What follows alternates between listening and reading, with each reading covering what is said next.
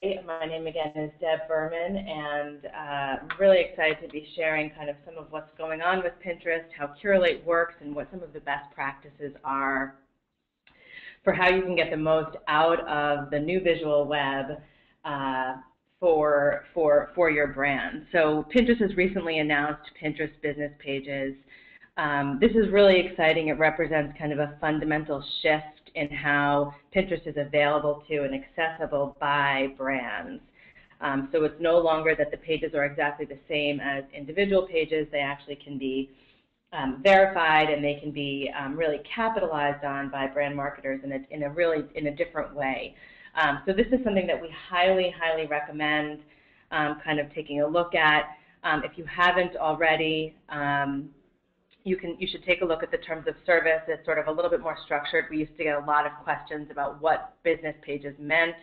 Pinterest has really clarified things, and it enables you to sort of be the formal voice of the brand with regard to the visual web. So it makes a lot of sense for brands to do. It inspires trust. It instills, a sense of kind of ownership by the brand voice and the brand images. And Pinterest is really making that very easy. So it's really simple if you haven't done it, and from folks on the agency side, it makes sense to recommend this very specifically to brands. A lot of people haven't taken advantage of this yet, but it's just very simple, business.pinterest.com, and then there's just a really simple process, and it's going to help to improve your search capacity on Pinterest and your ability for people to actually find the brand. So it makes a lot of sense to do. Again, it's business.pinterest.com.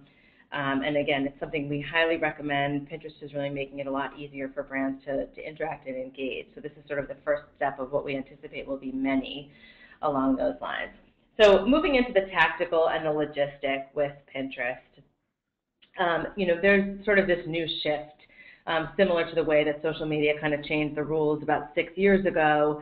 The visual web is again changing the rules, and that represents an extraordinary opportunity for brands, but also an extraordinary challenge if it's not capitalized on. So most of what's happening, and this is typical of social media, but kind of even more dramatically represented with the visual web, most of the engagement is actually organically driven. So what that means at a fundamental level is that people are actually going to your website and receiving your emails and actually pinning content directly. So you can create boards yourself, you can create the brand's presence, but the truth is that the fans are in the driver's seat and they're engaging with the content that matters to them. So your boards and your pages is only sort of a very small piece of the puzzle, and it's really important to understand exactly how people are engaging with your content and with which content. But there's a real challenge because people aren't necessarily using words as they're engaging with your content, right? They're pinning, they're repinning, and they're often not mentioning the brand name, the brand voice, the product name anywhere on their engagement. So again, it represents an extraordinary opportunity, but it also represents a really big challenge.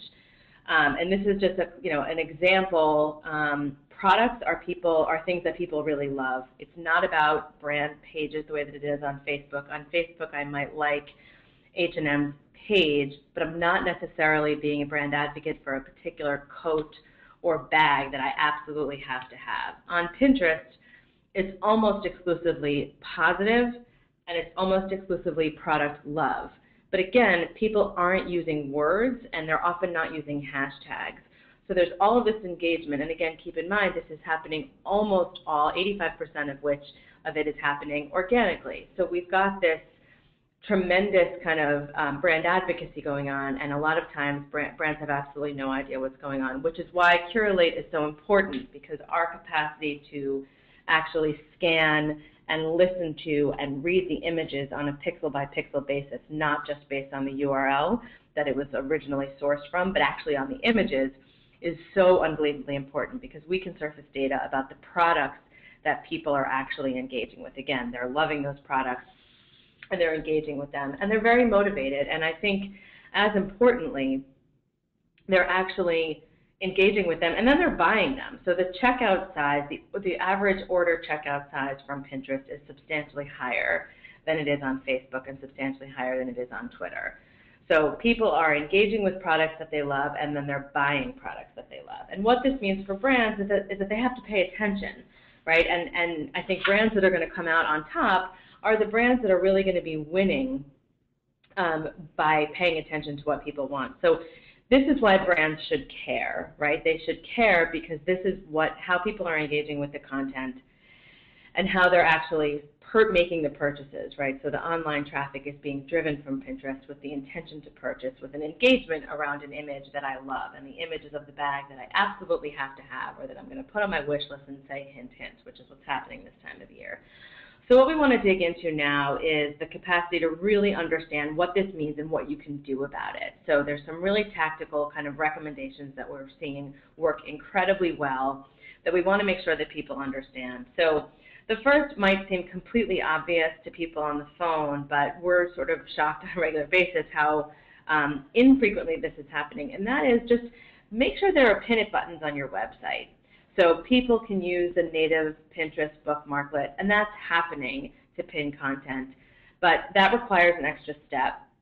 And it requires a step that not everybody knows is available, right? So some of the fanatical Pinterest users know about it, but not everybody does. And if you make it really easy by putting the simple pin it button, you can have this strong layer of social proof. You have a really, really concrete understanding of what people like because you know then what they're pinning and what they're not pinning.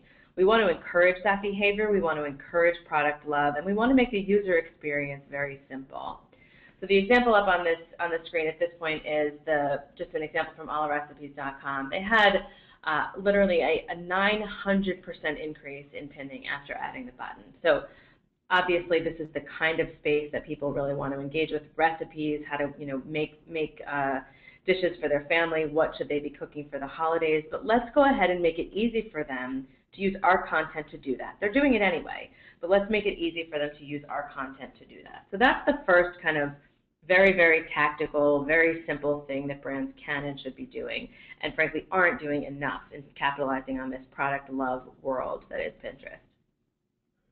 The second thing that makes a lot of sense to do that I think represents a real opportunity for brands is to make sure there are pin it buttons in emails. So lots of brands are using email marketing as a way to create calls to action, as a way to create engagement, as a way to deliver customized content. And what we want to do is make sure that that can be an engaging experience, right? We don't want people reading those emails and clicking through to be the best kept secret of the company.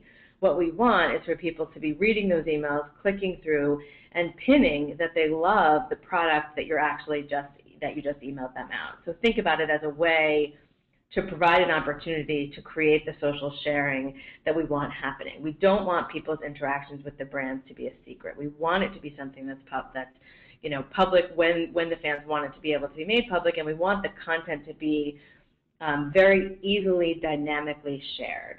So this is a very simple thing to do, and again, it's something we're not seeing enough of, that brands aren't taking advantage of or capitalizing on this kind of product love opportunity. The next thing that can be done is really digging in and understanding what pins people like. It sounds so basic, but pin optimization is something that's really kind of brands are turning a blind eye to it. So understand what content is getting the most activity, right? It's really fundamental. Understand the content that works and do more with it. Oftentimes what we see is that brands are putting up on their own boards, they're putting up content that's completely different than the content that is organically being shared. So you have to think about it as, I can tell you what you like, or you can tell me what you like, right? Because what we're finding is that oftentimes brands are wrong. They're telling fans, here's the pins that we think you could engage with, but the fans are actually saying, here are the things we just would rather engage with, and this is going to be what drives us to actually make the sale. And to click through to purchase. So by using Curalate, for example, you can actually dig in and understand on a pin-by-pin basis, on an image-by-image basis, because again, we can roll the images together and dedupe them for you. So on an image-by-image basis, what's generating the most engagement? What content is the stickiest for your fans? And Old Navy did sort of an analysis of this, and on average, they were understanding the images that were generating higher repins. So you want to do more with those because that means that people are liking the products and wanting to engage with them.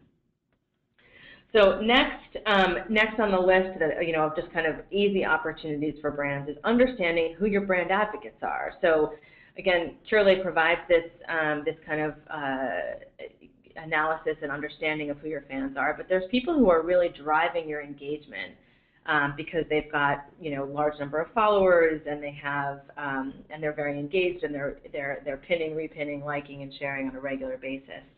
So it's really important to understand who those people are, and then do more with them, engage with them, follow them, reach out to them, comment back to them, tell them about exclusive content that's only for super engagers. So Daily Grommet did a really deep understanding of who their top pinners are, and really now understands their boards that have the most interaction, because they've sort of ignited a fire underneath the brand advocates that were doing the most.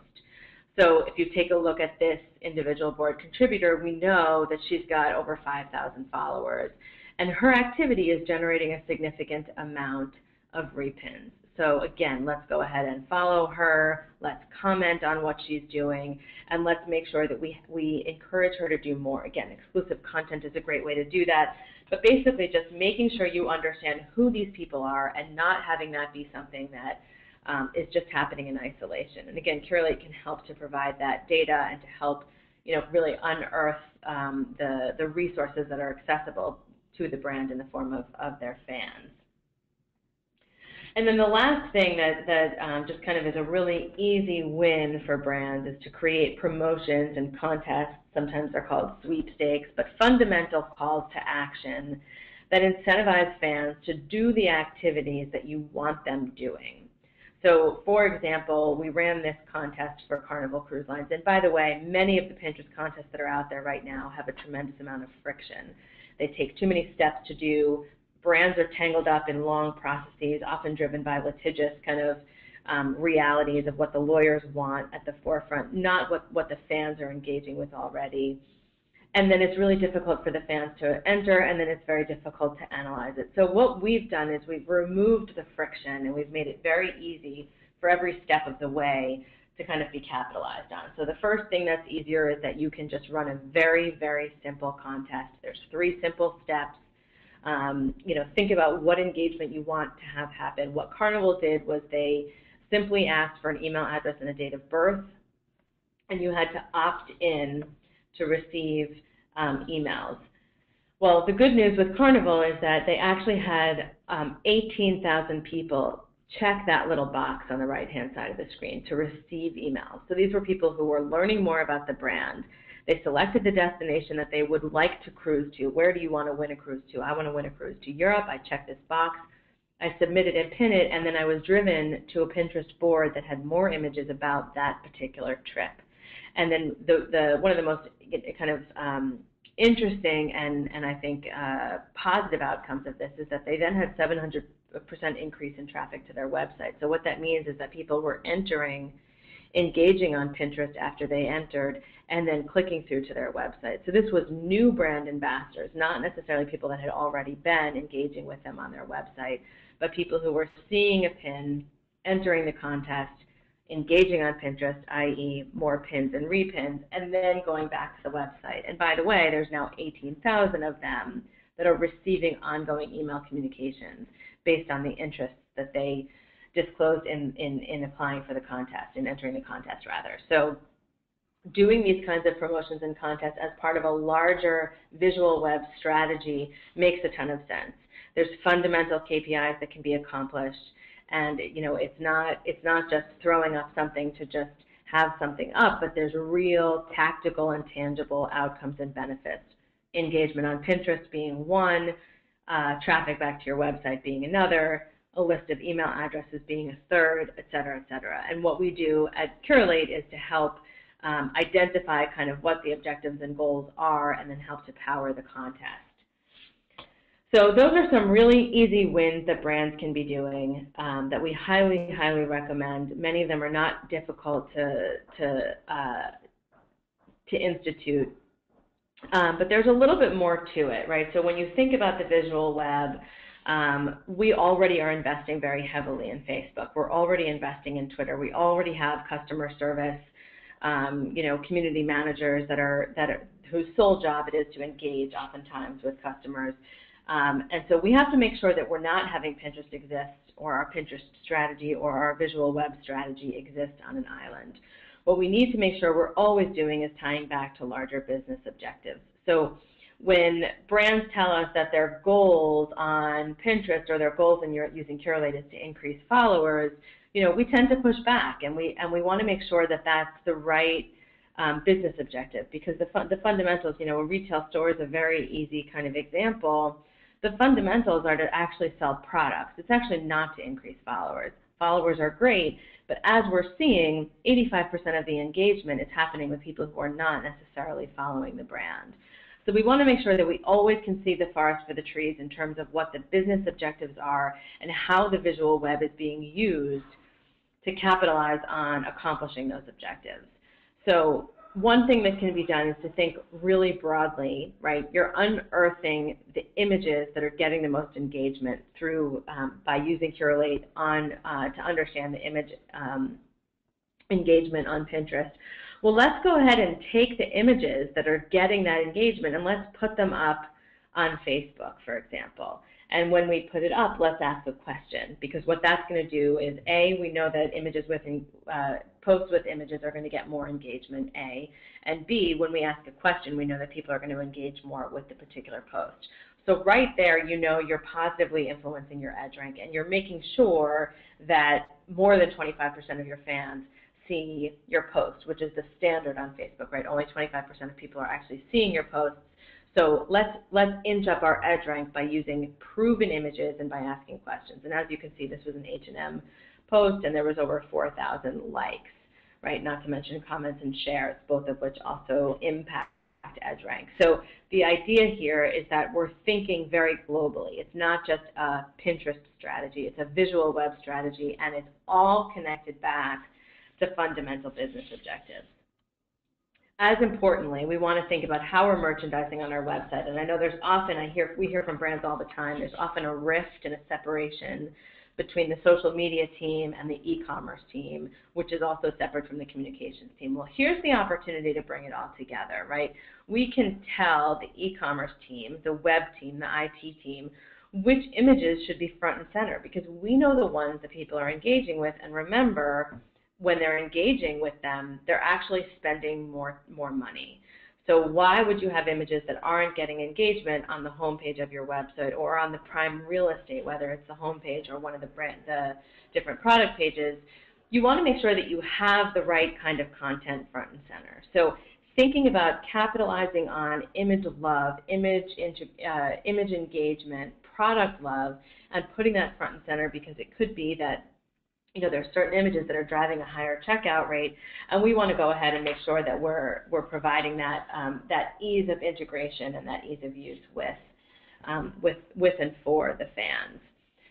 And then, of course, lastly, and this piece is one of our newest features that we're just unbelievably excited about. You should understand which images are not just getting the most engagement, but are actually driving the most sales. So it could be that some of the inspirational quotes, which do incredibly well on Pinterest, are getting a ton of engagement, but they're actually not driving revenue. Whereas product photos, this coat that I have to have, that I love, that's on my wish list, the coat is actually driving the revenue, but the positive quote, the inspirational quote is getting the most engagement. So understanding on an image by image basis, and again, this is not source URL analytics. This is specific to the actual image. The actual image that's driving the revenue, and how much revenue is incredibly important, which can also address the click back to say the rift rather between the social media manager and the e-commerce and the IT team, right? So you have the opportunity here to be the one to surface, okay, this image of these clogs with this shovel actually drove over $1,200 of revenue over a particular time period. And you can set the time period in Curalate so you can actually see over what time period this revenue was generated. So you guys then become, brand advocates and agency thought leaders become the ones who then get to say, here's how we should be changing our fundamental engagement strategy, because, again, there's no such thing, as a social media objective. There's a core business objective, driving sales or driving, generating subscriptions or whatever it is by by gathering email addresses. There's a fundamental business objective that's satisfied here, and it's proven. So we're really, really excited about this and know that it's going to just really be game-changing. But in order to be able to understand this, you have to understand which images are actually driving the most engagement. So I'm going to actually stop, pause for a moment, and I'm going to open it up for questions. But I want to just thank everyone for kind of listening to me go on and on. I love talking about this stuff. And let me just shift now to questions. And again, if you could just type them in, that would be great.